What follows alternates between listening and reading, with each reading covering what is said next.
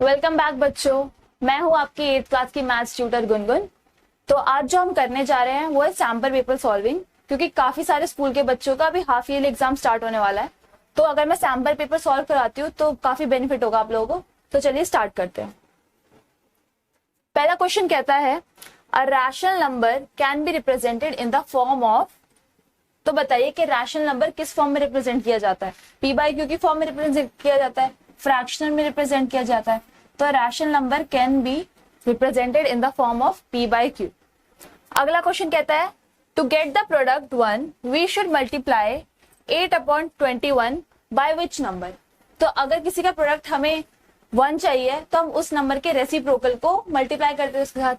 तो अगर ये 8/21 है तो इसको हम 21/8 से मल्टीप्लाई कर देंगे, तो हमारा जो रिजल्ट होगा वो होगा 1। अगला क्वेश्चन कहता है the age of the father is 3 times the age of the son. If the age of the son is 15 years old, then the age of the father is. एक फादर है, जैसे आपके पापा है और आप है, आपकी उम्र है 15 साल, आपके पापा आपसे 3 गुना बड़े हैं, मतलब 15 into 3। तो आपके फादर की एज क्या हुई 15 into 3, जो कि होता है 45। अगला क्वेश्चन कहता है 3 consecutive integers add up to 51. The 3 integers are। ये क्वेश्चन मैंने सॉल्व करा रखा है।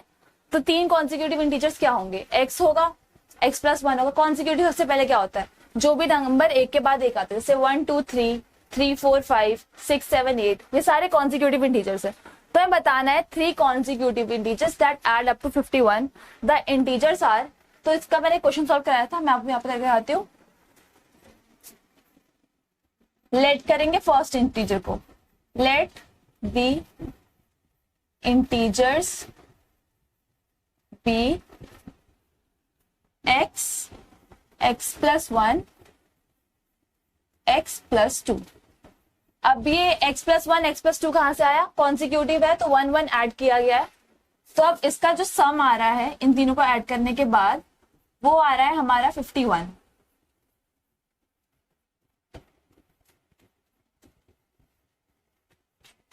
ठीक है बच्चों, तो ये क्या हुआ 3x plus 3 is equals to 51।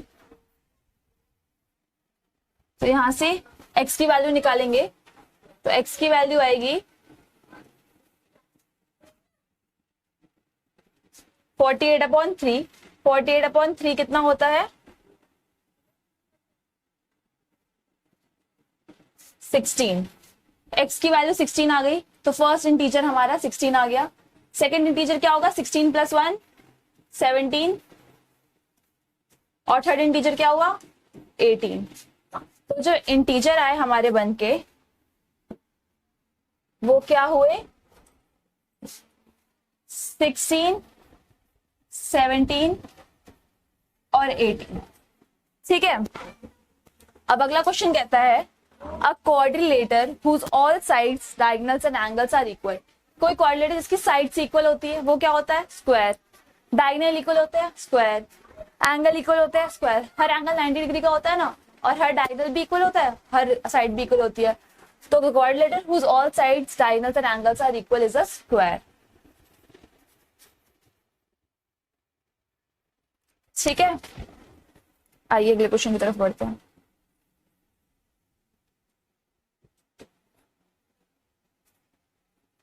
The total number of outcomes when a ball is drawn from a bag which contains 3 red, 5 black and 4 blue balls is। एक बैग है जिसमें 3 रेड बॉल्स हैं, 5 ब्लैक बॉल्स हैं और 4 blue balls हैं। तो ये बताना है इसके टोटल नंबर ऑफ आउटकम्स कितने होंगे। टोटल नंबर ऑफ आउटकम्स मतलब टोटल कितनी बॉल्स हैं, 3 balls, 3 red 5 black and 4 blue. तो 3 रेड 5 ब्लैक 8 हुई, और 8 + 4 12। तो इसका जो आउटकम है टोटल नंबर ऑफ आउटकम्स वो होंगे 12।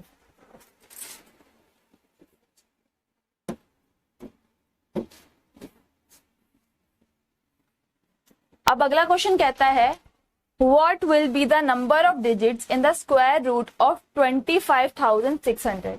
अगर आप लोगों ने मेरी इंट्रोडक्शन शॉर्ट देखी होगी तो मैंने उसमें यही ट्रिक बताई थी कि what will be the total number of digits in the square root of 25,600।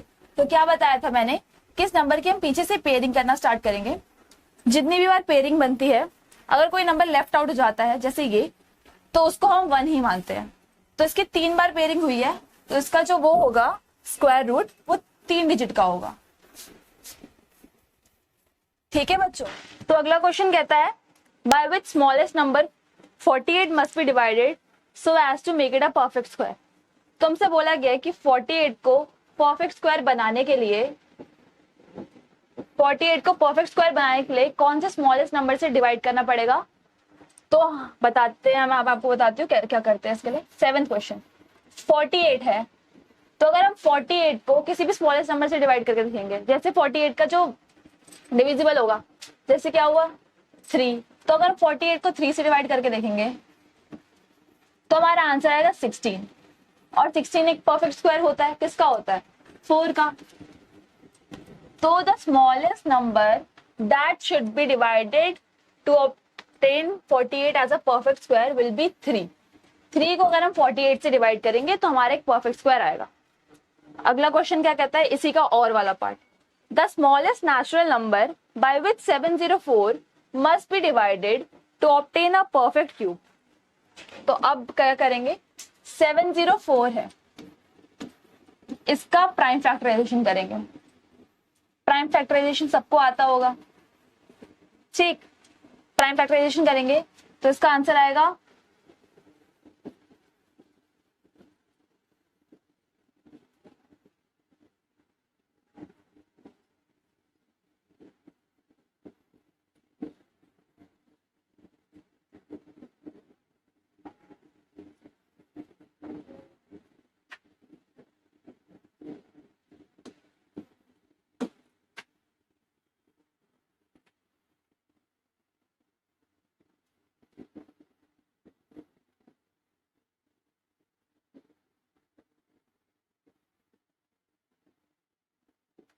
अब हमें देखना है कि 3 की सेम नंबर्स की पेयरिंग बन रही है कि नहीं।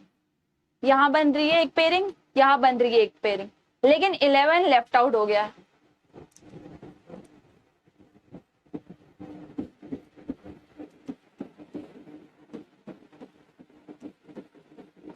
देखिए यहां बन रही है एक पेयरिंग, यहां बन रही है एक पेयरिंग, तो क्या हुआ ये 2 क्यूब इंटू 2 क्यूब इंटू 11, तो 11 लेफ्ट आउट है। तो 11 should be divided from this number two obtain a perfect cube.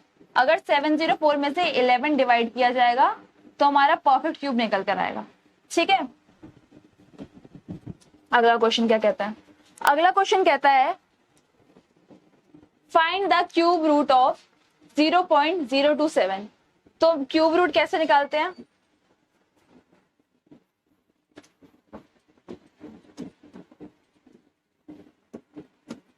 एक ट्रिक बता रही हूं। 27 किसका क्यूब होता है, 3 का।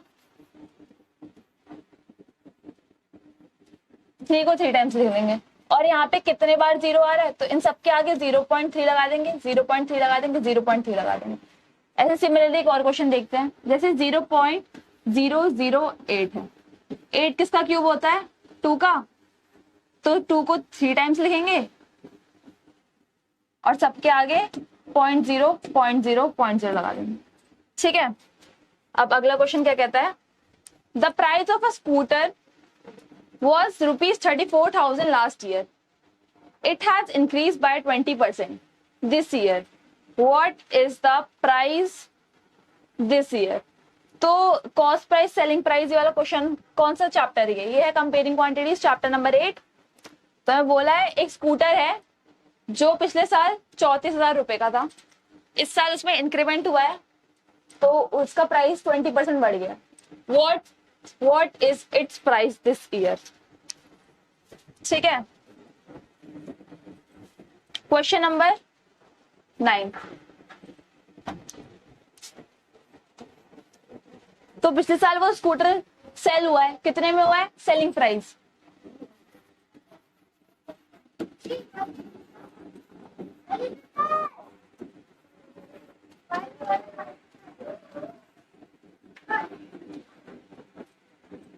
इंक्रीज हुआ है मतलब प्रॉफिट होता है ना, इंक्रीज प्रॉफिट ही होता है ना, इंक्रीमेंट, इंक्रीज, प्रॉफिट, गेन, ये सारे सेम वर्ड्स हैं।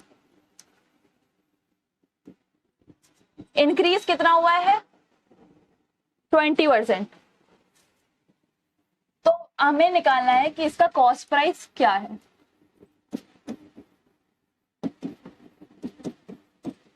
तो पहले तो सेलिंग प्राइस का फॉर्मूला क्या होता है? Cost price 1 plus increase, gain, increment, profit upon 100। ठीक है बच्चों, सेलिंग प्राइस कितना है? 34,000। कॉस्ट प्राइस हमें निकालना है, इंक्रीज कितना हुआ? 20% अपॉन 100। तो यहां से इसको सॉल्व करना शुरू करेंगे।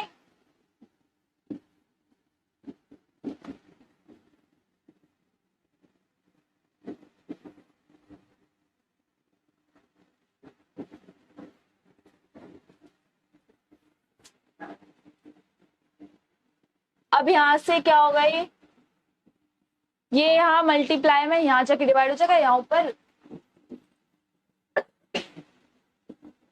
हमारा कॉस्ट प्राइस आएगा। ये कॉस्ट प्राइस क्या होगा? ये 34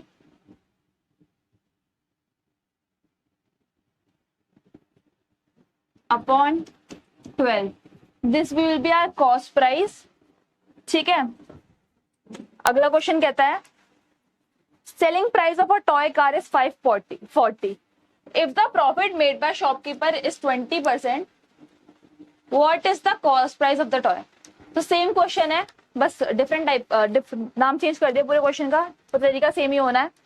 सेलिंग प्राइस होता है, सेलिंग प्राइस का फॉर्मूला क्या होता है? Selling price equals to cost price into 1 plus profit upon 100। ठीक है, सेम क्वेश्चन ही है। Selling price of toy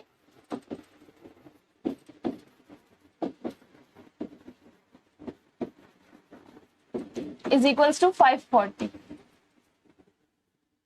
shopkeeper को गेन कितना हुआ है, प्रॉफिट कितना हुआ है, इंक्रीमेंट कितना हुआ है उसको?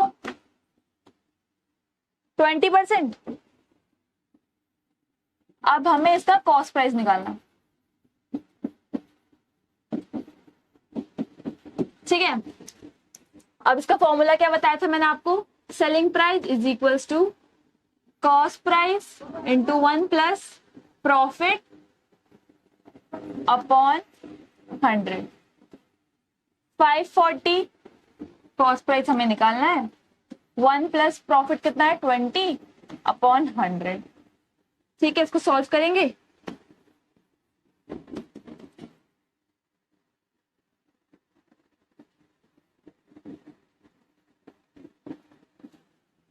अब क्या करेंगे? फर्दर सॉल्विंग, यहाँ ये डिवाइड में, ऊपर जाके मल्टीप्लाई में, यहाँ ये मल्टीप्लाई में, नीचे आके डिवाइड में। तो इसका आंसर क्या आएगा? 54,000 upon 12 is the cost price. ठीक है, चलिए देखते हैं question number 10। The boys and girls in a school are in the ratio of 8:5। If the number of girls is 160, what is the total strength of the school? एक school है, जैसे आपका school है, आपके स्कूल में total बच्चे हमें नहीं पता, लेकिन हमें नंबर ऑफ गर्ल्स पता है कितनी है, 160। उसका हमें रेशियो दे रखा है 8x, तो हमें बताना है कि आपके स्कूल में टोटल कितने बच्चे। तो चलिए करते हैं इसको सॉल्व हम।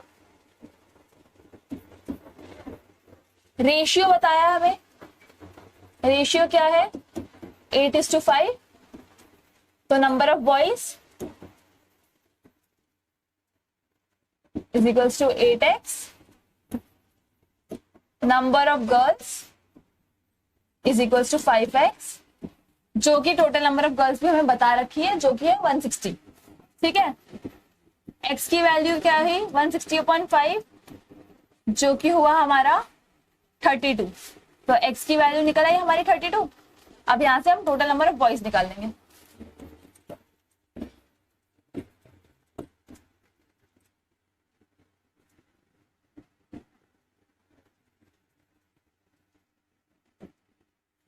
Eight into 32। ठीक है, 8 इंटू 32 निकालेंगे टोटल नंबर ऑफ बॉयज आए हमारे 256। हमें नंबर ऑफ बॉयज पता चल गए, नंबर ऑफ गर्ल्स हमें टोटल पता थी यहाँ पे 160। तो टोटल स्ट्रेंथ क्या हुई इसकी,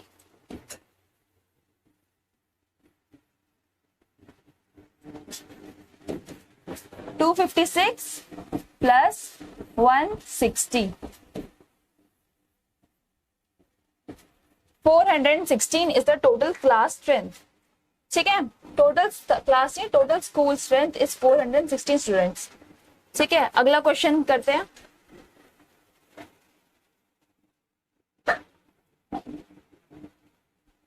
अगला क्वेश्चन कहता है the value of expression 7a minus 4b for a is equal to 3, b is equal to 2। अब इसमें क्या करना है, a की जगह जो हमें वैल्यू दे रखी है वो पुट करनी है और b की जगह जो हमें वैल्यू दे रखी है वो पुट करनी है। तो हमारा क्वेश्चन है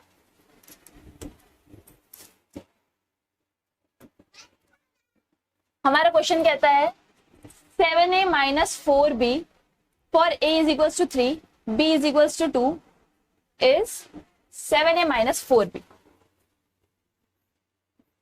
7a minus 4b, a is equals to 3, b is equals to 2।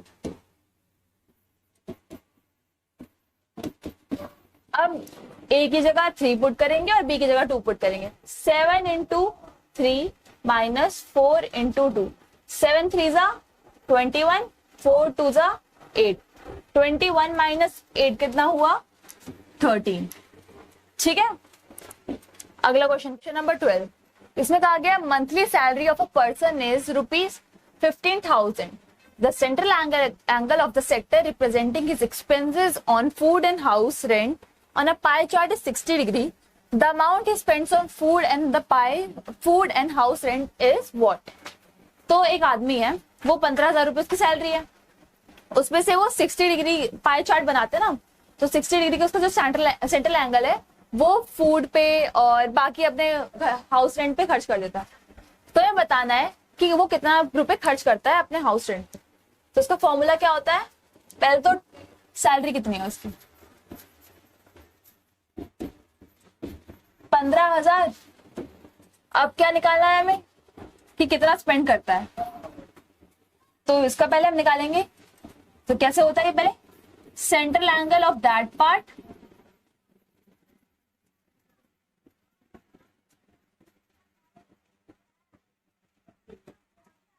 Upon central angle of the whole pie chart.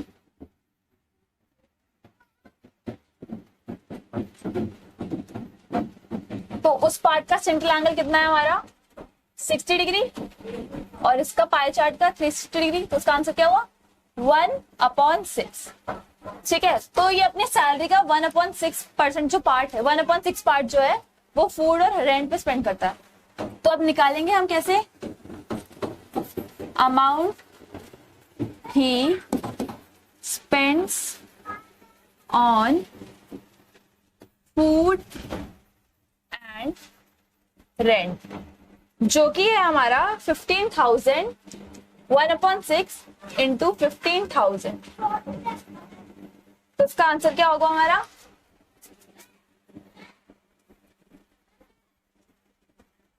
तो 2,500 रुपीज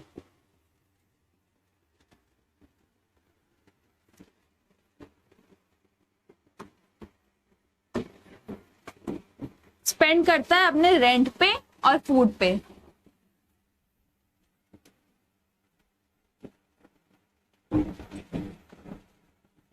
ठीक है, यहां तक समझ आ गया। अब यहां तक तो हमने 12 क्वेश्चंस कर लिए हैं। अगला क्वेश्चन देखते हैं क्या है, find the value of 4p minus 3q का होल स्क्वायर। तो ये कौन सा चैप्टर है हमारा, अलजेब्रिक एक्सप्रेशंस, जो कि चैप्टर नंबर 9 है आई गेस। तो हम इसको सॉल्व करते हैं। इसमें क्या रहेगा, आइडेंटिटी लगती है, a माइनस बी का होल स्क्वायर होता है,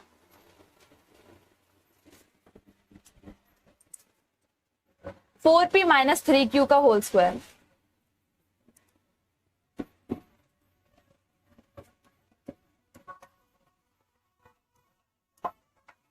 तो इसमें आइडेंटिटी क्या लगती है,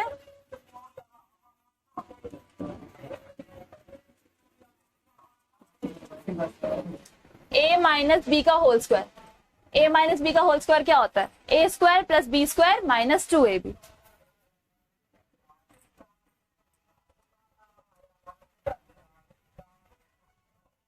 इसमें ए क्या है? 4p, बी क्या है? 3q। 4p square plus 3q square minus 2ab। 2 into A कितना है? 4p, बी कितना है हमारा? 3q।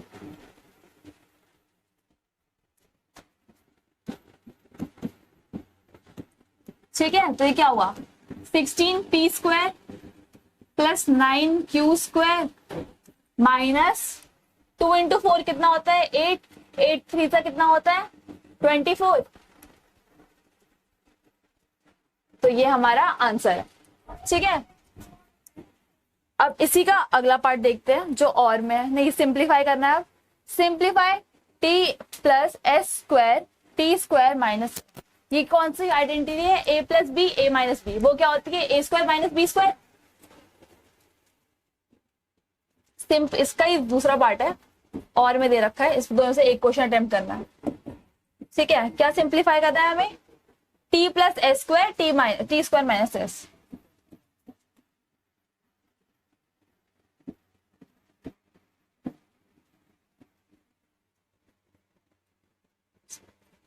ये क्वेश्चन में मिसप्रिंट नहीं लग रहा?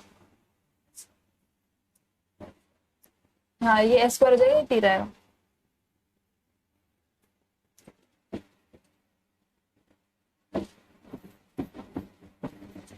ठीक है, तो हमें अब बताना है, अब आइडेंटिटी क्या होती है हमारी? यूजिंग आइडेंटिटी ए प्लस बी ए माइनस बी क्या होती है? A square minus B square. A plus B A minus B. A plus B कितना है हमारा? T plus S square T minus S square. अब देखो,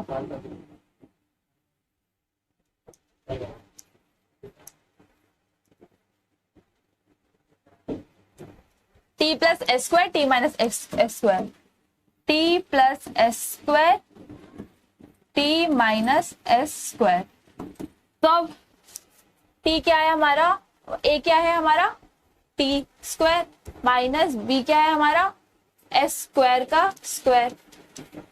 ठीक है, तो टी स्क्वायर माइनस एस की पावर 4 इज आवर आंसर। ठीक है, तो चलिए अगले क्वेश्चन की तरफ बढ़ते हैं जो कि हमारा question number 14। A sum is taken for 2 years at 16% per annum। एक सम लिया गया है किसी अमाउंट में से for 16% per annum।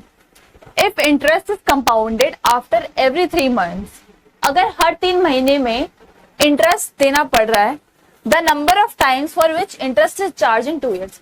अगर हर 3 महीने में 1 साल के लिए इंटरेस्ट दिया जाएगा तो कितनी बार इंटरेस्ट देंगे? 4 बार। वैसे सिमिलरली 2 साल के लिए 8 बार। चलो मैं आपको करके दिखा देती हूँ। If interest is compounded for 1 year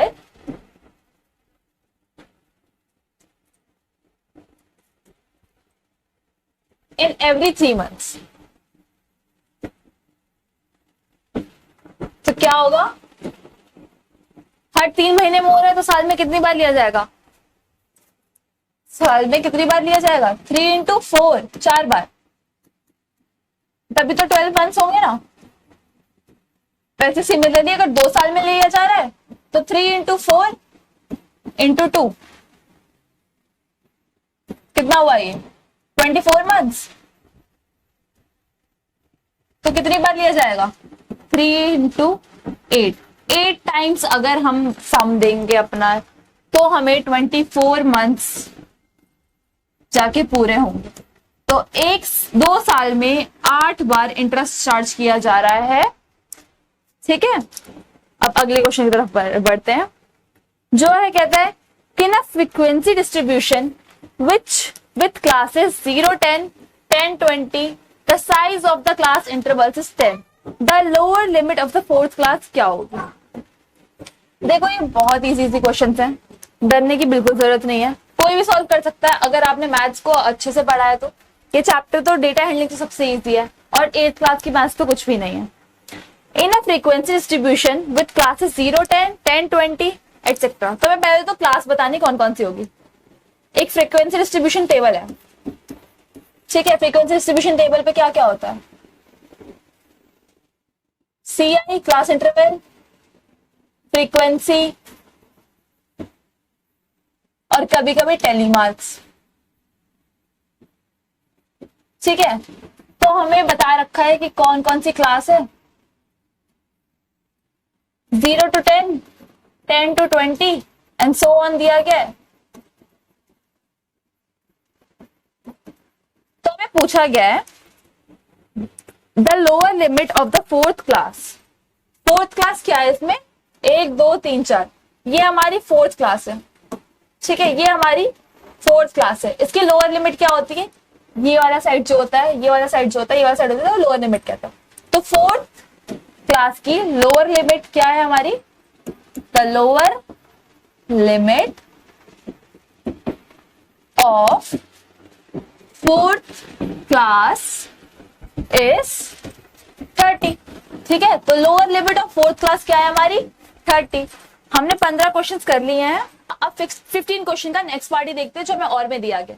the range of the data. Range कैसे निकालते हैं? सबसे ज्यादा लिमिट होती है, सबसे highest limit minus lowest limit, मतलब upper limit minus lowest limit. सबसे ज्यादा जो नंबर है, सबसे ज्यादा जो डिजिट है, सबसे हाईएस्ट जो है, उसमें सबसे लोएस्ट वाले नंबर को माइनस कर देते हैं। तो इसमें पहले हम देखेंगे सबसे हाईएस्ट क्या है। सबसे हाईएस्ट क्या है हमारा? 15 है, ठीक है, 15 है। और सबसे लोएस्ट क्या है हमारा? 1 है। 15 माइनस 1 कितना होता है? क्या होता है? 2 होता है? नहीं, 14 होता है। 15 माइनस 1 इज 14, ठीक है।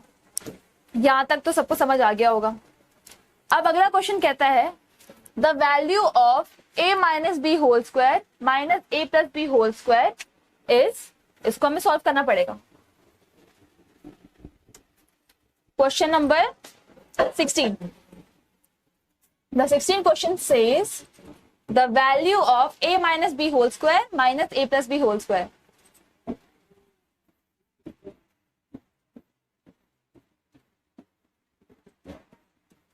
अब इसको हमें सॉल्व करना है। तो देखो बच्चों, इसमें दो आइडेंटिटी रहेंगी। पहली आइडेंटिटी क्या होती है? a माइनस बी का होल स्क्वायर, वो क्या होता है? a square plus B square minus 2ab। अगली आइडेंटिटी क्या है? a प्लस बी का होल स्क्वायर, वो क्या होता है? a square plus B square plus 2ab। Using identity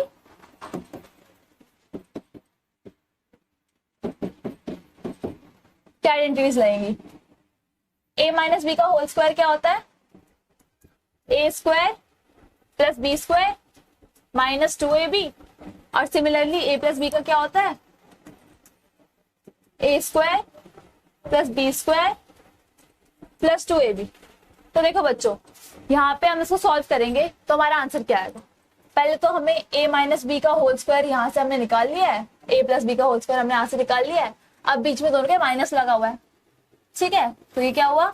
a square plus B square minus 2ab minus a square plus B square plus 2ab, ठीक है। अब देखो, ये माइनस है, ये प्लस है, ये कट जाएगा।